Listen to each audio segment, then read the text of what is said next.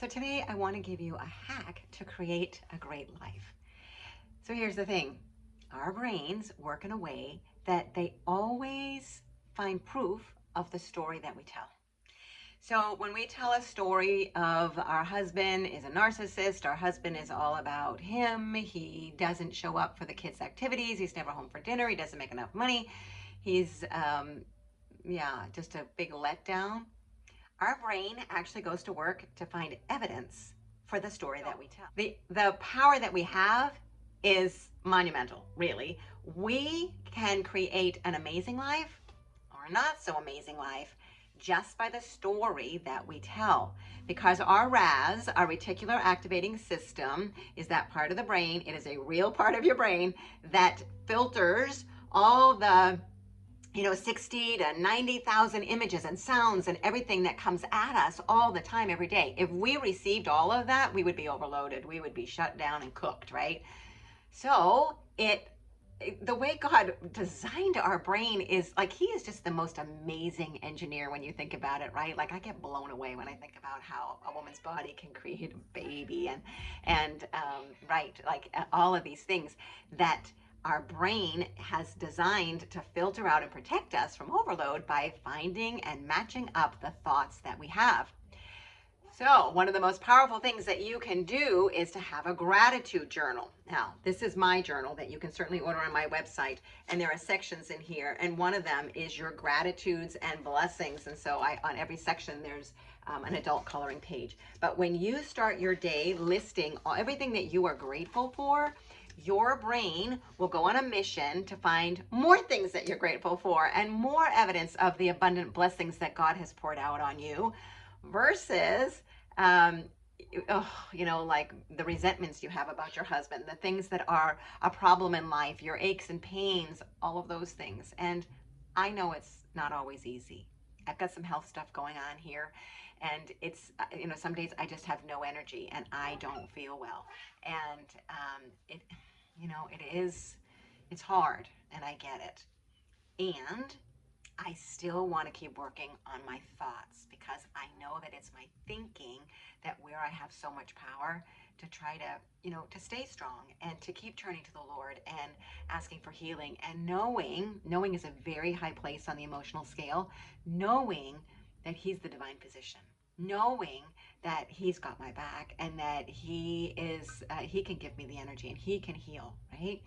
And that when I started changing the story that I told about my husband, because that was me at the beginning of this video, when I changed the story that he really is one of the nicest guys around. He would give anybody the shirt off his back.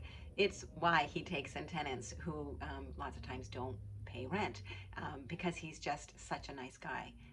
Now, that's not always easy to live with, I gotta tell you, right? Because I have a very high need for security, having grown up in a very tumultuous, crazy home, with a lot of yelling and screaming. And so I have a very high need for security. And I'm choosing. Notice I didn't say but, right?